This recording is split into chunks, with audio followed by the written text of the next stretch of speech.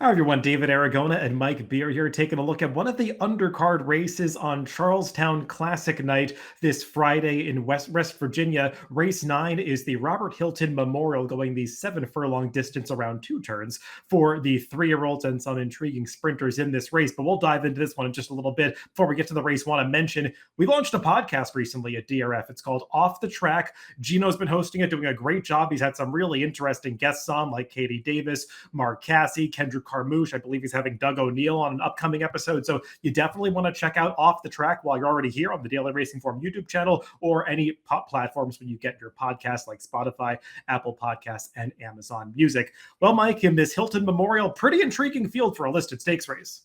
Yeah, exactly. I mean, they put up $500,000, so I'm not that surprised, but it came up with a really, really interesting field.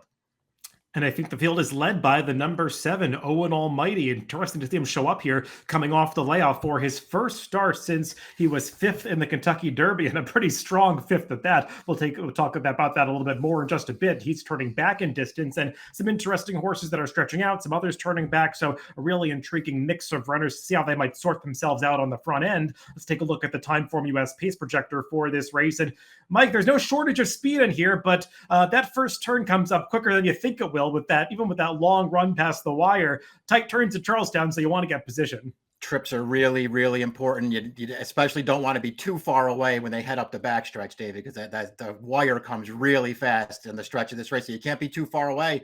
So I do expect horses to come out of there running, and we'll see what kind of position these horses can get. Because again, trip really important in a race like this.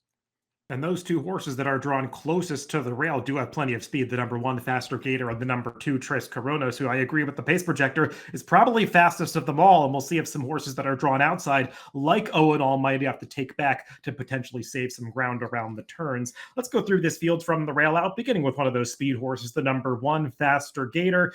Mike, I'm not sure what to make of this horse because he looked like one that might actually be able to compete with some top sprinters when he ran so well coming to New York in the Bayshore back in April of this year. I thought his effort in the Chick Leg after that was really disappointing. He couldn't go at the pace and got tired that day.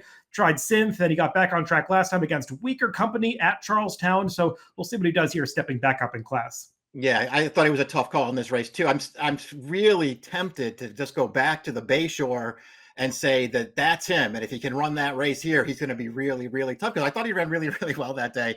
I'm with you on his Chick Lang. I don't know about that one.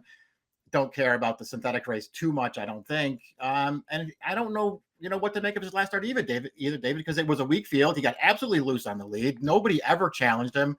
At least he's got a race over the track. He's the only one in this field who can say that. So that's probably a positive for him. And I know that he has at least one race that is going to give him a real chance. So I left him open. I think he can win here. I'll wait and see what kind of price he is. He does go out for one of the top trainers at Charlestown, who was routinely dominant at this meet. The number 2, Tres Coronas, is the horse that could pose the biggest problem for Faster Gator, who we just talked about, because this horse has a ton of early speed. We saw it in his one debut race where he got caught during his 2-year-old season, but since coming back as a 3-year-old off the long layoff, he has just run a couple of fields off their feet down at Gulfstream, including this most recent one that we'll take a look at, where he got right to the front end and widens through the stretch. You could see heck on his left lead there a little bit, switches over, but he's going to win this pretty easily through the final 1/8 of a mile as his jockey just kind of wraps up on him and allows him to coast in here. Mike, I'm not sure what he's been beating down at Gulfstream, but the speed figures certainly stack up with this field. Yeah, they do. I mean, we'll see what he does here. He's got a lot to prove, in my opinion. He's this was a weird race for me to handicap, David, because when I first pulled it, I thought it was like a super interesting and a super tough race. And then the longer I looked at it, the more I dove into these horses that I wasn't really that familiar with. I just had a really hard time warming up to most of them. And Tres Coronas is one of those.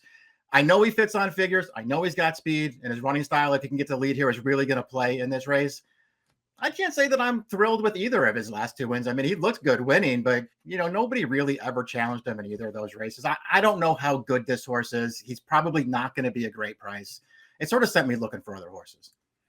The number 3, Neo Equus, feels like one of the more legitimate contenders in this race because we know what he is at this point. He's a horse that probably doesn't want to go the Derby distance of a mile and a quarter. They took their shot at that race. He didn't even run that badly, contesting the pace every step of the way before getting tired. And Mike, since then, they've tried sprinting a couple times. He obviously beat a weaker field last time in the Jersey Shore, and we can take a look at the replay of that race. But I almost think his Woody Stevens is the more interesting race to talk about two back, because I did not like the trip that he got when he faced off against some of those top sprinters in the grade one at Saratoga. I mean, he drew an outside post, but it just seemed like Jose Ortiz was never that interested in getting him forward. It felt like he could have been had better position in that race, but he was just wide in no man's land every step of the way. And then from that position could never be effective in there. He got back on track in this last race, again, not against very tough competition. But I think in a spot like this, especially going to two turns, which we know we can handle going longer, just think he fits really well against this field. I agree. I feel similarly about his Woody Stevens too. I don't know, like he was briefly with the leaders at the start of that race, and then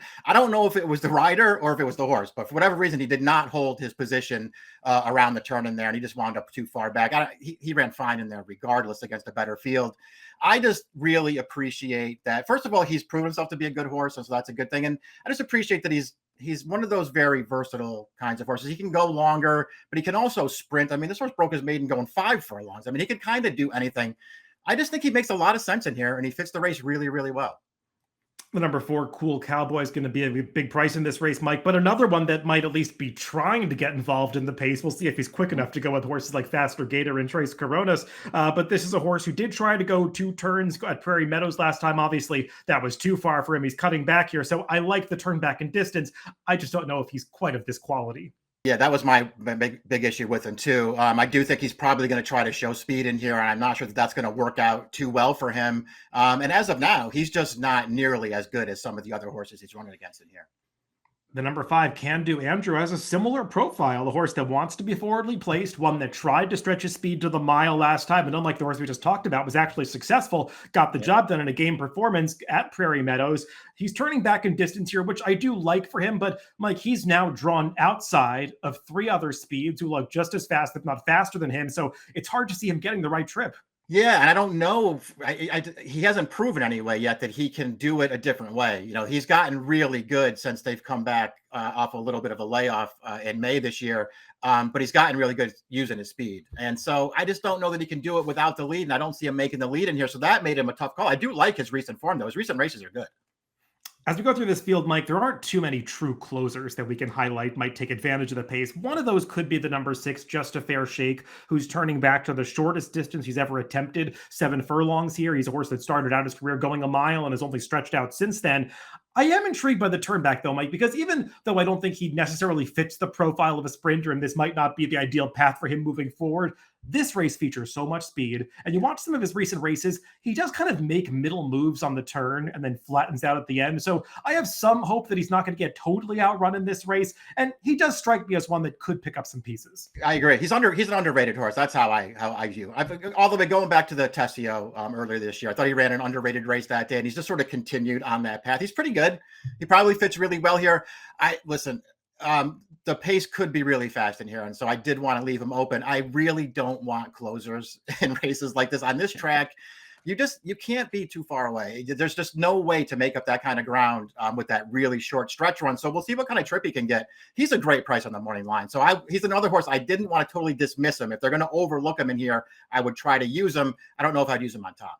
Yeah, I agree. Horses like this are generally best used underneath at Charlestown. It's hard to win with that kind of running style. The number 7, Owen Almighty, like we said earlier, he's a horse that ran really well in the Kentucky Derby against some of the best 3-year-olds in the land, like Sovereignty, Journalism, Baeza. I mean, those are horses that have confirmed that they're at the very top of this division. And Owen Almighty hung with them until about the furlong pole before obviously getting tired, not able to handle the mile and a quarter. But I mean, Mike, he was considered kind of a joke entry in the race. I mean, most people that were handicapped, as you and I did, just kind of summarily dismissed him. But he really ran in that race. Now, he's been off since then. I'm sure it was a hard effort. Brian Lynch has given him a few months to recuperate. And the narrative around him was always that he'd be better when they finally concentrated on sprint races. Now, this is a 2-turn sprint, but still feels like it's a much better distance for him.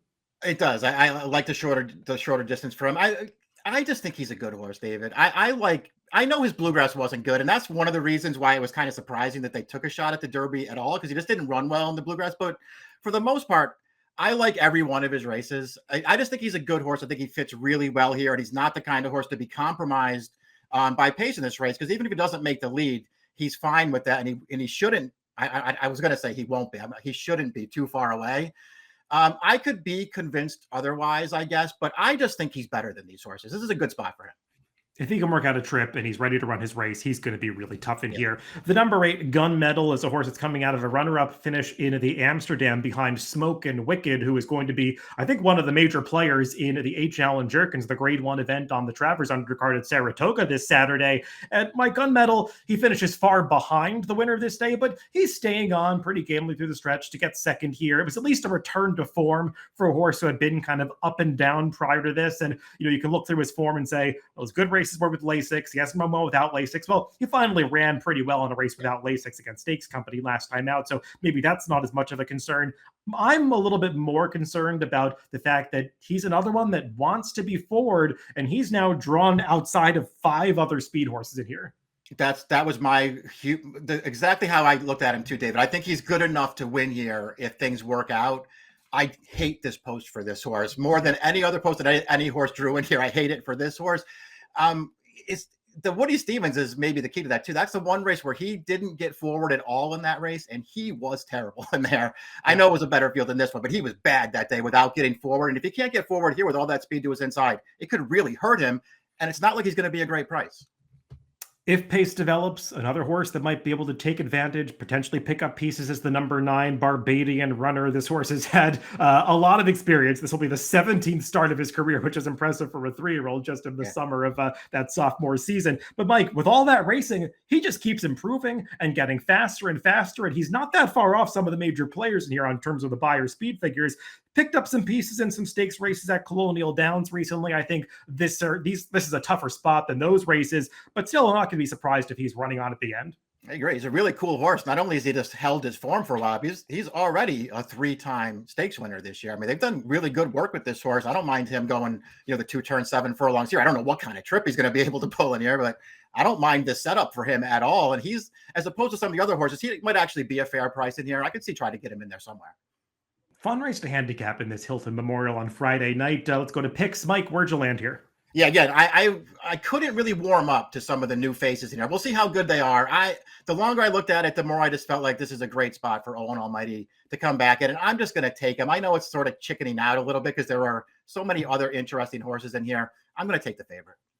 I can't blame you. He's probably the best horse in this race, and if he's ready, he's going to probably find himself in the winner's circle. I just trust the number 3 Neo Equos a little bit more. He's got the recency. I think this is the right distance for him. He's got so much versatility, as you were mentioning, that I think the 2-turn configuration around the bull ring is not going to be a problem for him, and he drew pretty well. So 3-7-6-8 for me, and 7-1-3-8 for Mike in the Robert Hilton Memorial, race 9 at Charlestown on Friday night.